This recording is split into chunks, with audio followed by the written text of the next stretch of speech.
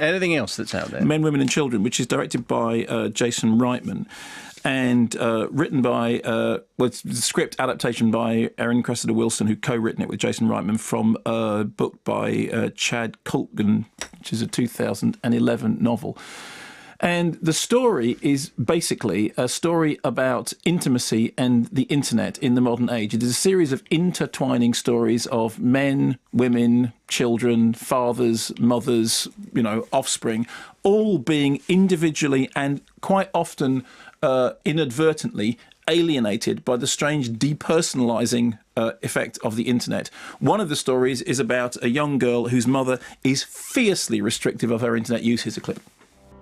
Okay, you've read through every solitary interaction I've had on every single website, Mom. I think I'm safe from the predators. Well, really, what is this? You were hot. I mean, who's Derek G? I can't help if some random guy finds my picture cute. Jeez. Again. Are you serious? Well, now we don't have to worry about him being inappropriate. Yeah, I'd really hate to get any more compliments, Mom. It could really do a lot of permanent damage. Honey, you know I just do this to keep you safe. Whatever. I love you, sweetie. Love you too. Okay, let me see your phone. I confess that there's a possibility that I went into this film with expectations too high, partly because it stars one of the stars is Adam Sandler, and it's Adam Sandler doing a decent acting performance. And so you think, oh, fine, everyone's game has stepped up. And in the past, I've liked Jason Reitman's movies. The problem with it is terribly pat, a little bit old hat, and somewhat kind of moralising in a way which feels...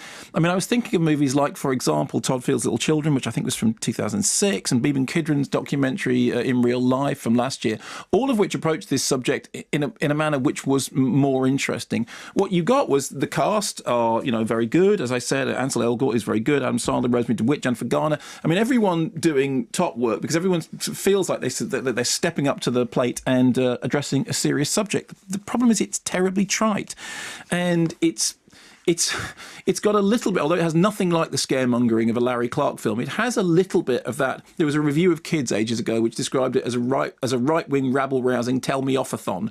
And there is a little bit of the tell-me-off-a-thon about this. The whole thing has a framing narrative following, and I'm not making this up, following the journey of the Voyager space probe, with Emma Thompson offering omniscient narration from space on the strange perversions that are creeping through all these people's lives via the internet, all of which appears to be a setup for a Carl Sagan sort of platitude about when you look at the Earth from a long way away, from a distance, all is... Oh my goodness, another song.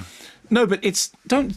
Well, you keep bursting into song. Yes, but that's what Is there a musical you're working on? I am, somewhere? yes, I know. It seems that you just can't I resist. just want to sing! But so all that is good. So once something gives you that kind of cosmic thing at the beginning, which is, the beginning of Matter of Life and Death, is one that says, look at this is the Earth. Little, isn't it? Or this is the universe. Big, isn't it? And then it goes on to be a matter of life and death. But it's kind of different when what it comes down to is this bit of, we're all a bit, aren't we? And these slightly trite, slightly platitudinous stuff about look at the way the internet is affecting everybody's lives, that none of which quite rings true and all of which seems a little bit earnest for its own good. I was disappointed, and it's a shame because I went in thinking this is going to be a really interesting film. And I came out thinking, it isn't anything like as interesting as it thinks it is, nor than it needs to be. Can I very quickly...